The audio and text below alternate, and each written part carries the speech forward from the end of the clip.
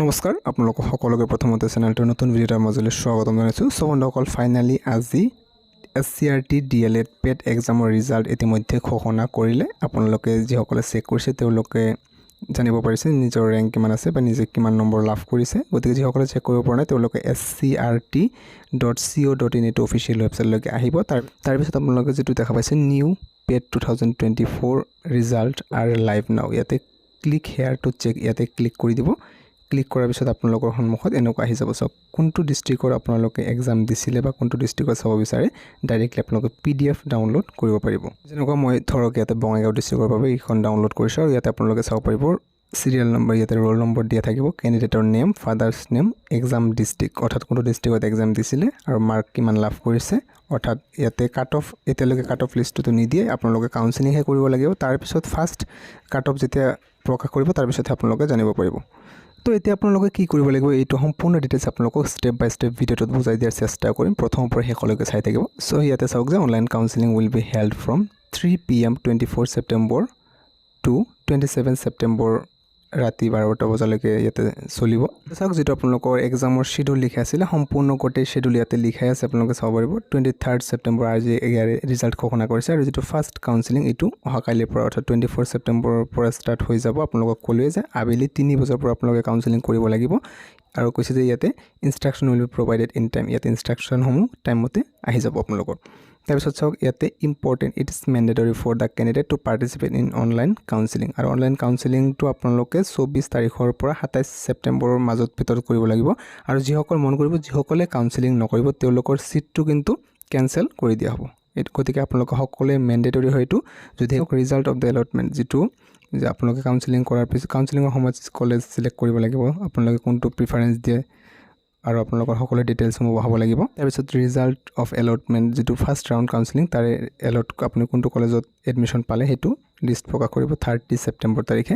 তাৰপিছত এডমিশ্যনৰ বাবে যাব লাগিব 1 অক্টোবৰৰ পৰা 3 অক্টোবৰ, 1, 2, 3 তিনি দিনৰ মাজত আপোনালোকে এডমিশ্যনৰ বাবে যাব লাগিব with payment of admission fees. গতিকে আপোনালোকৰ এডমিশ্যন ফিজো লোৱা হ'ব যিমান, সেই এডমিশ্যন ফিজ আপোনালোকে লৈ যাব লাগিব। তাৰপিছত online submission of admission report and vacancy list, এইটো আপোনালোকৰ কাম নহয়, এইটো ইনষ্টিটিউটৰ পৰা পাব্লিছ কৰিব তেওঁলোকে। গতিকে publication of vacancy list and cut off, তাৰপিছত 5 অক্টোবৰ তাৰিখে ইয়াতে কাট অফ মাৰ্কটো পাব্লিছ কৰি দিয়া হ'ব। তাৰপিছত যিটো এলটমেণ্ট ইনষ্টিটিউট ৰাউণ্ড 2ৰ বাবে এইটো 7 অক্টোবৰ তাৰিখে পাব্লিছ কৰি দিয়া হ'ব। নেক্সট যিটো আপোনালোকৰ অনলাইন কাউন্সেলিং ছেকেণ্ড ফেজৰ বাবে হ'ব। প্ৰথম ফেজটো কমপ্লিট হোৱাৰ পিছত ছেকেণ্ড ফেজৰ বাবে আকৌ কাউন্সেলিং কৰিব দিব। যদি আপোনাৰ নাম ফাৰ্ষ্ট ফেজত অহা নাই, ছেকেণ্ড ফেজত আপুনি পুনৰবাৰ কাউন্সেলিং কৰিব পাৰিব আৰু এইটো আপোনালোকৰ 17 অক্টোবৰৰ পৰা 19 অক্টোবৰৰ মাজত কৰিব লাগিব। তাৰপিছত আপোনালোকৰ যিটো এলটমেণ্ট লিষ্ট প্ৰকাশ পাব 22 অক্টোবৰ তাৰিখে। আৰু যদি আপোনালোকৰ নাম আহি যায়, যদি এলট হৈ যায়, তেতিয়া আপোনালোকৰ 23 অক্টোবৰ তাৰিখে ডকুমেণ্ট ভেৰিফিকেশ্যন বা এডমিশ্যনৰ বাবে যাব লাগিব। তাৰপিছত আপোনালোকৰ কাট অফ মাৰ্কটো ইয়াৰ পিছত প্ৰকাশ কৰিব 28 অক্টোবৰ তাৰিখে।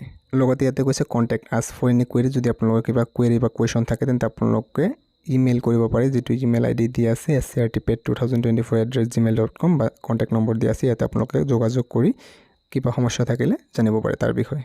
চাওক এতিয়া কথা হ'ল যে ইয়াতে কাউন্সেলিংটো মেণ্ডেটৰী বুলি কিয় কৈছে। ধৰক কোনোবাই এগৰাকী কেণ্ডিডেটে নম্বৰ ভালে পাইছে, আপোনাতকৈ বেছি নম্বৰ পাইছে, ছাপ'জ ধৰা হ'ল, গতিকে তেওঁক এই কৰ্চটো কৰাৰ বাবে মানে নকৰিব। বহুতেতো এনেও পৰীক্ষা দিয়ে কিছুমানে, গতিকে এই কৰ্চটো নকৰিলে বা এলট নকৰিলে, কাউন্সেলিং নকৰিলে, গতিকে তাৰ তলত যদি আপোনাৰ মাৰ্কটো আছে অকণমান কম, তেন্তে সেই ছিটটো আপুনি ইয়াতে পাই যাব পাৰে। গতিকে ইয়াতে কাউন্সেলিংটো আপোনালোকে নিশ্চয়কৈ সকলোৱে কৰিব। কাউন্সেলিংটো অহাকালিৰ পৰা ষ্টাৰ্ট হৈ যাব, য'ত আপোনালোকে নিজৰ IDটো লগ ইন কৰিব লাগিব। তাৰপিছত আপোনালোকে কোনখন কলেজত প্ৰিফাৰেঞ্চ দিব বিচাৰে, আপোনালোকৰ ডিষ্ট্ৰিক্ট অনুযায়ী কেইখন কলেজ আছে, কিছুমানত ডাইৰেক্ট নৰ্মেল এনেকুৱা থাকে। গতিকে আপোনালোকে কোনখনত ফাৰ্ষ্ট প্ৰিফাৰেঞ্চ দিব, ছেকেণ্ড প্ৰিফাৰেঞ্চ দিব, সেইটো আপোনালোকে ফিল আপ কৰিব লাগিব। গতিকে আপোনালোকৰ মাৰ্ক যিমানে নাথাকক, যিসকলেতো প্ৰথমত নম্বৰ আছে তেওঁলোকে পাই যাব আৰামতে, কোনো টেনশ্যন নাই। গতিকে পিছত যিসকল আছে তেওঁলোকে সকলোকে মই কৈ আছোঁ আপোনালোকে কাউন্সেলিংটো নিশ্চয়কৈ কৰি দিব, কাৰণ ইয়াতে কোনো ধৰণৰ পে'মেণ্ট আপোনালোকে কৰিব নালাগে, এইটো ফ্ৰী হয় কমপ্লিটলি। অহাকালি আবেলি 3 বজাৰ পৰা কাউন্সেলিংটো ষ্টাৰ্ট হৈ যাব, সকলোৱে কাউন্সেলিংটো কৰি দিব। আৰু যদিহে আপোনাৰ কিবা বুজি পোৱাত অসুবিধা হৈছে আৰু তেন্তে আপোনালোকে কমেণ্টত জনাব পাৰে, আৰু কোনে কিমান মাৰ্ক পাইছে ভিডিঅ'টোত আপোনালোকে জনাব পাৰে। গতিকে যদি কিবা আপোনালোকৰ প্ৰব্লেম, কিবা জানিব বিচাৰিছে ভিডিঅ'টোত কমেণ্ট কৰিব পাৰে, আপোনালোকক নিশ্চয়কৈ হেল্প কৰাৰ চেষ্টা কৰা হ'ব। ভিডিঅ'টো ইমানে আছিলে, ধন্যবাদ।